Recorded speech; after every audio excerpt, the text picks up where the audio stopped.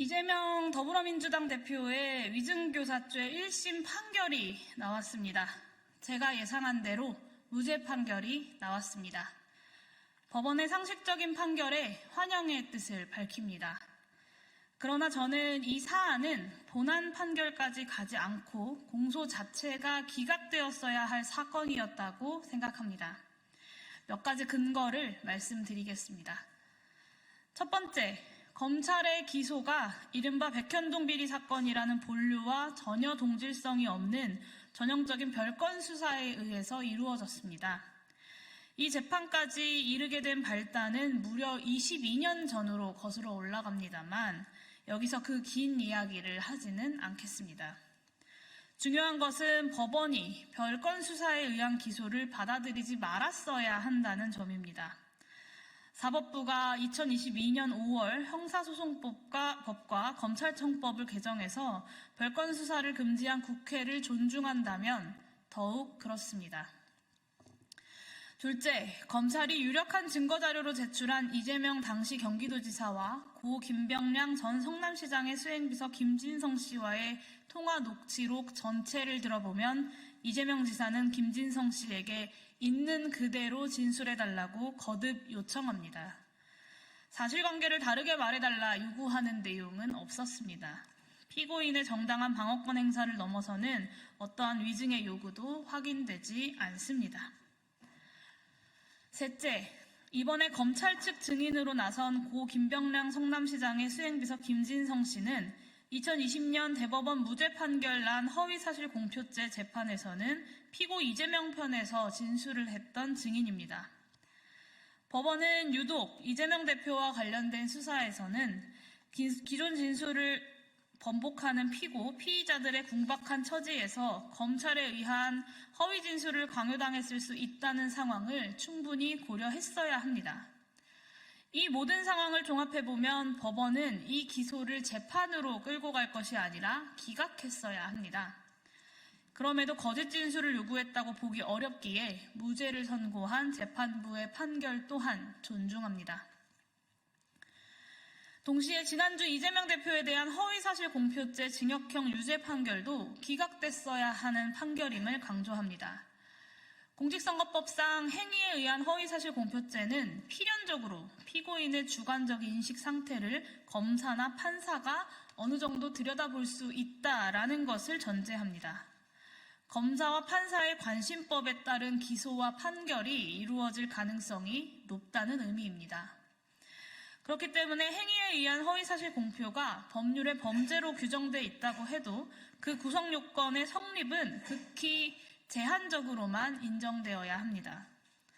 더구나 피고는 이미 대통령 선거에서 패배한 후보입니다. 또 차기 유력한 대선 후보이기도 합니다.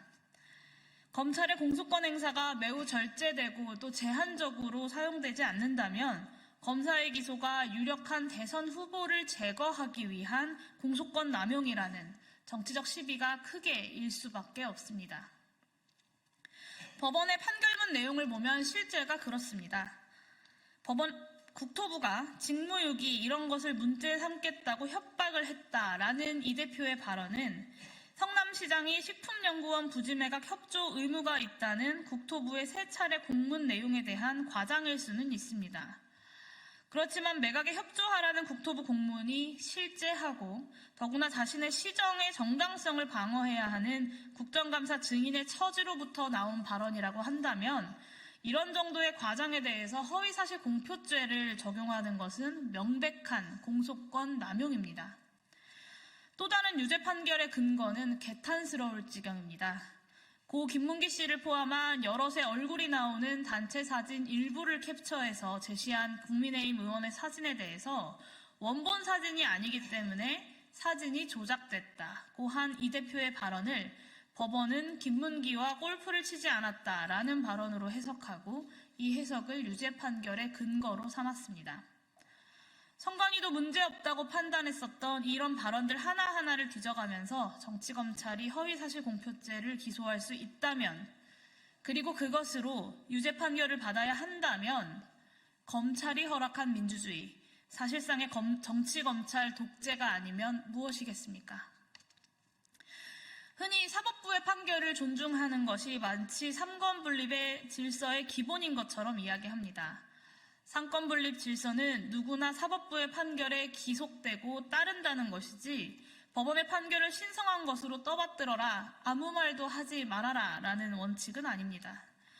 그런 점에서 오늘 이재명 대표에 대한 위증교사죄 1심이 무죄가 나왔음에도 불구하고 지난 허위사실 공표죄 1심 유죄 판결은 전혀 존중할 수가 없습니다. 사법부 판결이 저를 비롯해서 민주공화국 주권자인 국민 모두로부터 존중받기 위해서는 기소 자체가 검사의 정적 제거용 공소권 남용으로부터 시작된 재판들에 대해 법과 양심에 부합하는 정의로운 판결이 적어도 최종심까지 이루어져야 할 것입니다.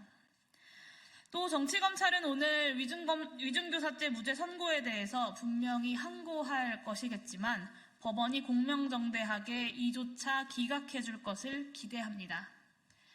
존경하는 국민 여러분들께도 말씀드립니다.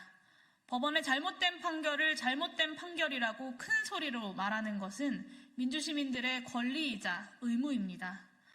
법원의 정의로운 판결에 대해 잘 되었다 큰 소리로 말하는 것 또한 민주시민의 권리이자 의무입니다.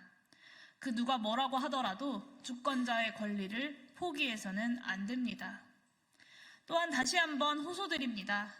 정치검찰을 동원해서 민주공화국 정치를 무너뜨리고 경제를 무너뜨리고 평화를 짓밟고 국민의 생명과 안전에 무책임한 지도자를 끌어내리는 것, 그것 또한 국민의 권리이자 의무입니다. 그리고 2024년 겨울 대한민국 정치가 해내야 할 가장 중요한 과업이기도 합니다. 좌고우면 하지 않고 윤석열 탄핵으로 함께 나아갑시다. 기자회견 이것으로 마치도록 하겠습니다. 감사합니다.